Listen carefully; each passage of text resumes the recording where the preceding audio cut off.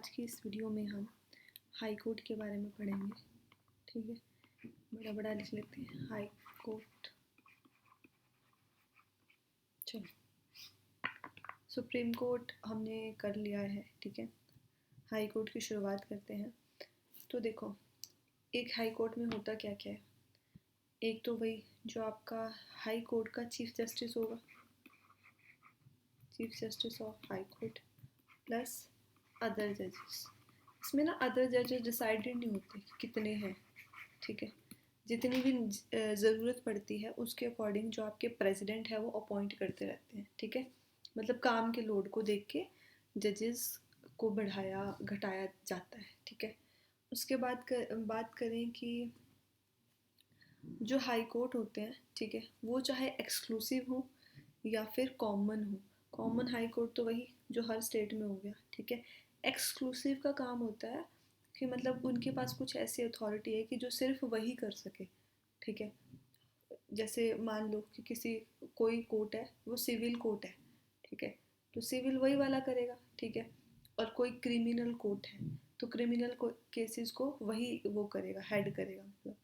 ठीक है, तो सब में यही, इस सब में सेम चीज़ है कि एक में chief justice of high court होता है और अदर जजेस होते हैं। ठीक है, उसके बाद कॉन्स्टिट्यूशन में जो आपकी स्ट्रेंथ है हाई कोर्ट की कि कितने लोग होंगे, वो कहीं पे भी स्पेसिफाई नहीं की गई है।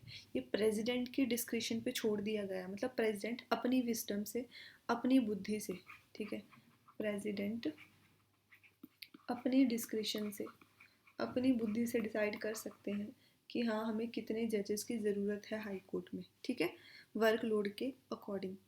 उसके बाद कॉन्स्टिट्यूशन ऑफ इंडिया बोलता है कि हाई कोर्ट हर स्टेट में होनी चाहिए। ठीक है, हर स्टेट का अपना एक हाई कोर्ट होना चाहिए। बट 7th अमेंडमेंट आता है आपका 1956।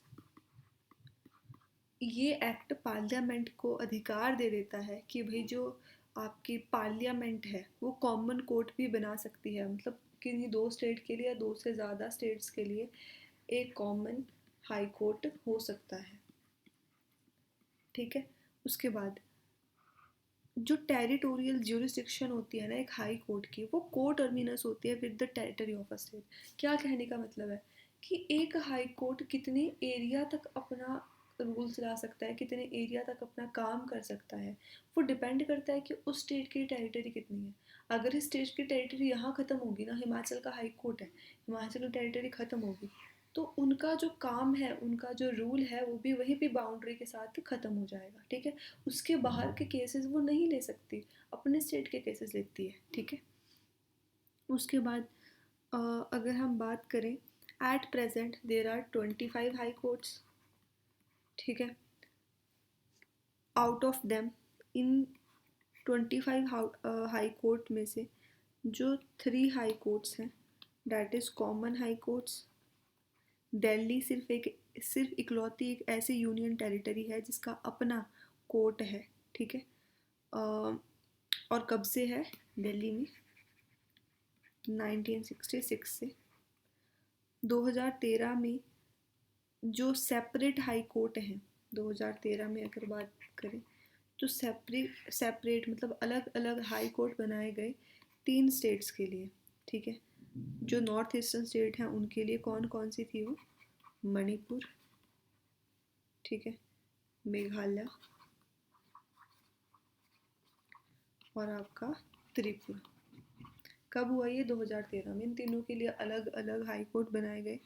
और 2019 की अगर बात करें तो तेलंगाना में भी अलग से हाई कोर्ट बनाया गया, क्योंकि पहले तेलंगाना आंध्र प्रदेश का पार्ट था और आंध्र प्रदेश से अलग हुआ ये 2014 में। 2019 में जाके इसमें अलग से हाई कोर्ट बनाया गया, वो बना इंडिया का 25th हाई कोर्ट। ठीक है, अब अपॉइंटमेंट की बात कर लेते हैं। तो अंडर आर्टिकल 217 द जजेस of the high court are appointed by the president. जिस तरह से देखो, जब हमने बात करी थी कि chief justice of India appoint करना है प्रेसिडेंट ने, ठीक है, तो उसमें उन्होंने सलाह लेनी थी जो सुप्रीम कोर्ट के अदर जजेस थे। अब इन्होंने जब हाई कोर्ट के जजेस को अपॉइंट करना है तो फिर ऑब्वियस सी बात है, ठीक है, कि ये जो हाई कोर्ट के अदर जजेस हैं, सुप्रीम कोर्ट के अदर जजेस हैं, स्टेट का जो गवर्नर है, उन सब की कंसल्टेशन लेंगे। ठीक है, किस किस की बोली हमने, हाई कोर्ट के चीफ जस्टिस को अपॉइंट करने के लिए प्रेसिडेंट कंसल्ट करते हैं जो चीफ जस्टिस ऑफ इंडिया होते हैं, मतलब सुप्रीम कोर्ट के चीफ जस्टिस होते हैं उनको, और जो कंसर्न्ड स्टेट, मतलब जिस स्टेट का आप chief justice of high court बना रहे हो, उसी स्टेट के गवर्नर से कंसल्टेशन लो। ठीक है, और जब ये तो हाई कोर्ट के chief justice of high court की बात आ गई, अब आपने अदर जजेस अपॉइंट करने हैं। ठीक है, किसके, हाई कोर्ट के ही। तो उसके लिए आप जो ये है chief justice of high court, उनसे कंसल्टेशन लोगे। ठीक है, इनके लिए किस किस से कंसल्टेशन लेनी पड़ी हमें, चीफ जस्टिस ऑफ इंडिया से प्लस स्टेट के गवर्नर से, और इनके लिए हमें chief justice of high court से लेनी पड़ेगी। ठीक है, क्लियर हो गया होगा। क्वालिफिकेशंस की बात करें अगर हम, तो सबसे पहले यही है कि वो इंडिया के सिटीज़न होने चाहिए। दूसरी कंडीशन कि जो वो जुडिशियल ऑफिस है उसमें 10 साल तक होने चाहिए, मतलब किसी भी लोअर कोर्ट में। ठीक है, वो 10 साल तक अपने मतलब एज अ जज काम कर रहे हों। ठीक है, या फिर वो किसी भी हाई कोर्ट में, तीसरी कंडीशन कि हाई कोर्ट में एडवोकेट हूँ। ठीक है, 10 साल से, और ये एडवोकेट हो 10 साल से, इसका मतलब ये नहीं है कि हाई कोर्ट सेशन में है ही नहीं। जब हाई कोर्ट सेशन में हो, मतलब अपना काम कर रही हो, ढंग से एक्टिव हो, तब ये अगर एडवोकेट की तरह 10 साल तक कोई पर्सन काम कर चुका हो उस हाई कोर्ट में, तो फिर उन्हें हाई कोर्ट के जज बनाया जा सकता है। टेन्योर की अगर हम बात करें इनके कि कब तक, तो अपने 62 ईयर्स की एज पे जाके रिटायर होते हैं, मतलब 62 तक ये हाई कोर्ट में जज रह सकते हैं। अगर हम इनके रिमूवल की बात करें कि इन्हें कैसा हटाया जा सकता है, पहली चीज़ तो अगर ये खुद ब खुद रेजिग्नेशन देते हैं, किसको, प्रेसिडेंट को। ठीक है, उसके बाद अगर प्रेसिडेंट उन्हें उनकी पोजीशन से हटाएं, पर कब, पार्लियामेंट की रिकमेंडेशन पे। ठीक है, और हमने पढ़ा भी था ये सुप्रीम कोर्ट के जज को हटाने का जो सेम प्रोसेस है वही इनके लिए है, कि दोनों हाउसेस से आपकी स्पेशल मेजॉरिटी होनी चाहिए, है ना। अगर आ, उन्हें उनका ऑफिस तब खाली होता है अगर मान लो उनकी कहीं ट्रांसफ़र हो जाए। ठीक है, या फिर हाई कोर्ट के जज आपके सुप्रीम कोर्ट के जज बन जाए, तो फिर ये जगह खाली हो सकती है। ठीक है, फिर इनकी जगह कोई और पर्सन आ जाएगा बस। सैलरी एंड अलाउंसेस की बात करें, जो चीफ जस्टिस होते हैं हाई कोर्ट के, उनकी सैलरी तो होती है आपकी 2,50,000। ठीक है, और जो अदर जजेस होते हैं हाई कोर्ट के, उनकी बात करें तो उनकी 2,25,000। ठीक है, ये उनकी सैलरी होती है।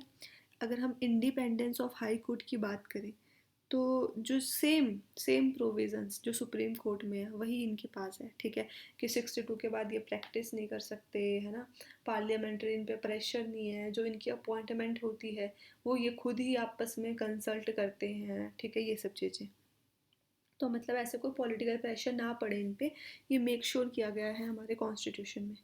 उसके बाद अगर हम बात करें कि ज्यूरिस्डिक्शन एंड पावर, ज्यूरिस्डिक्शन का मतलब होता है कि कहाँ कितने कितने उसमें इनका एक तरह से समझ लो रोल है। ठीक है, निगरानी रखते हैं मतलब ये। तो हम पहले बात करें इनकी ओरिजिनल ज्यूरिस्डिक्शन की। ठीक है, original original jurisdiction, supreme court की ओरिजिनल ज्यूरिस्डिक्शन में हमने पढ़ा था कि अगर मान लो स्टेट स्टेट के बीच में झगड़ा हो जाए, सेंटर स्टेट के बीच में कोई मतलब चल रहा हो इशू, तो वो सब। ठीक है, इनकी ओरिजिनल ज्यूरिस्डिक्शन में आते हैं मैरिज के केस, डाइवोर्स के केस।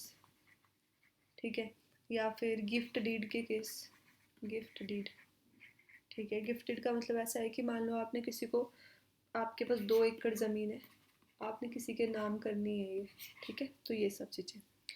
उसके बाद आ जाती है इनकी रिट ज्यूरिस्डिक्शन, सेम है ये तो उनकी तरह ही, क्या कहते हैं, सुप्रीम कोर्ट की तरह ही। ठीक है, अगर आपके फंडामेंटल राइट्स का विरोध हुआ है तो आप सुप्रीम कोर्ट के पास भी जा सकते हो और हाई कोर्ट के पास भी जा सकते हो। जो सुप्रीम कोर्ट आपकी रिट पास कर रही थी ना, वो 32 आर्टिकल के अंडर अंडर कर रही थी, पर जो आपकी हाई कोर्ट करती है वो आर्टिकल 226 के अंडर रिट पास करती है अगर किसी भी पर्सन के फंडामेंटल राइट्स का विरोध हुआ हो। ठीक है, पर ज़रूरी नहीं है कि हाई कोर्ट रिट पास करे, हाई कोर्ट आपको मना भी कर सकती है, क्योंकि हाई कोर्ट पे ये बाइंडिंग नहीं है। ये सुप्रीम कोर्ट पे बाइंडिंग है, ठीक है। सुप्रीम कोर्ट को रिट पास करनी ही करनी पड़ेगी, ठीक है। उसके बाद अगर हम बात करें एपिलेट जुरिडिक्शन की, तो सेम चीज़ है ना। अगर लोअर कोर्ट्स में मान लो आपके खिलाफ सुनवाई होगी, तो आप जा सकते हो हाई कोर्ट के पास अपील लेके, ठीक है। वो हो जाएगा हाई कोर्ट की एपिलेट ज्यूरिसडिक्शन। उसके बाद बात करें अगर हम सुपरवाइजरी ज्यूरिसडिक्शन की, सुपरवाइजरी ज्यूरिसडिक्शन। अब सुपरवाइजरी ज्यूरिसडिक्शन का मतलब क्या है कि जो हाई कोर्ट है ना आपकी, वो लोअर कोर्ट्स पे निगरानी रखेगी, ठीक है, सुपरवाइज करेगी कि हाँ कैसे काम कर रहे हैं, क्या कर रहे हैं, ऐसा। और जो सुप्रीम कोर्ट है, सुप्रीम कोर्ट के पास ये पावर नहीं है, ये सिर्फ हाई कोर्ट के पास है आपकी, ठीक है। उसके बाद आ जाता है सेम चीज़, कंट्रोल ओवर सबऑर्डिनेट कोर्ट्स, ठीक है, कि जो लोअर कोर्ट्स हैं उनके ऊपर कंट्रोल रखती है। A court of record, a court of record, इसका क्या मतलब है?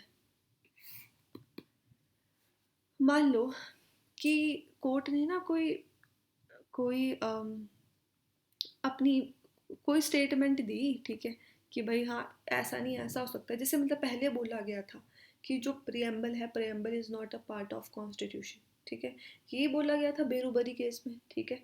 तो इस चीज़ का रिकॉर्ड रखती है, मेंटेन करके रखती है, कौन? आपकी हाई कोर्ट, ठीक है। मान लो सुप्रीम कोर्ट ने कोई स्टेटमेंट सुनाई, तो उसका रिकॉर्ड भी मेंटेन करके रखेगी। मतलब जब जजमेंट्स का रिकॉर्ड रखा जाए। अब ये रखा किस लिए जाता है कि मान लो फ्यूचर में ज़रूरत पड़ जाए किसी केस का रेफरेंस लेने की, कि नहीं उस केस में हमने वैसा किया था, तो यहाँ पे भी हम उसी अकॉर्डिंग करेंगे, इस तरीके से, ठीक है। इसलिए लिखा जाता है जो पास्ट की जजमेंट्स है उनका रिकॉर्ड्स। तो ये आपकी हाई कोर्ट मेंटेन करके रखती है, ठीक है, फ्यूचर रेफरेंस के लिए, ताकि आगे जाके हेल्प मिल सके। जैसे केशवानंदा भारती केस है, तो उसका रेफरेंस आज तक वकील लेते हैं, ठीक है, आज तक लोग रहते हैं। तो वो किस वजह से? क्योंकि उसका रिकॉर्ड रखा गया है, ठीक है। वरना वो किसको याद होता कि हाँ भाई ऐसा कुछ केस हुआ था, ऐसे करके। उसके बाद इनके पास जुडिशियल रिव्यू की पावर है। जुडिशियल रिव्यू की पावर का मतलब ये है कि मान लो आपकी जो स्टेट गवर्नमेंट है, उन्होंने वो कुछ ऐसा लॉ लगे बनाने जो which is not according to constitution, ठीक है। तो फिर जाएगी हाई कोर्ट, मतलब बोलेगी कि भाई तुम्हारा ये कॉन्स्टिट्यूशनल नहीं है, ठीक है, अनकॉन्स्टिट्यूशनल है, और उसको नल एंड वॉइड डिक्लेयर कर देगी, ठीक है। अब मान लो कि एमरजेंसी लगा दी, ठीक है, किसी स्टेट में प्रेसिडेंट रूल लगा लिया, तो कोर्ट चैलेंज कर सकती है पार्लियामेंट को कि भाई तुमने किस बेस पे लगा दिया, ठीक है। तो मतलब जुडिशियल रिव्यू का मतलब ऐसा होता है कि जब तुमने कोई डिसीजन ले लिया हो और उसको कोर्ट्स क्या करें, उस चीज़ को रिव्यू करें दोबारा से कि तुमने किस अथॉरिटी पे या किस बेस पे ऐसा किया, ठीक है। मतलब जब गवर्नमेंट कुछ ऐसा डिसीजन ले लेती है, सुना देती है, तो अब अगर हम बात करें जो सुप्रीम कोर्ट है, फंडा ये चीज़ तो हो गई है ना कि रिट वगैरह पास कर सकती हैं। उसके बाद high court does not have advisory power as a similar to supreme court, कि वही ना कि हाई जैसे सुप्रीम कोर्ट के पास है कि भाई प्रेसिडेंट को सलाह देनी है, एडवाइस देनी है अंडर आर्टिकल 143, हाई कोर्ट के पास ऐसा कोई प्रोविज़न नहीं है, ठीक है। अब हम अपना पढ़ लेते हैं जम्मू कश्मीर के बारे में थोड़ा सा। आई थिंक नेक्स्ट वीडियो में पढ़ना चाहिए, है ना। चलो नेक्स्ट में पढ़ते हैं, अभी के लिए इतना ही। Thank you.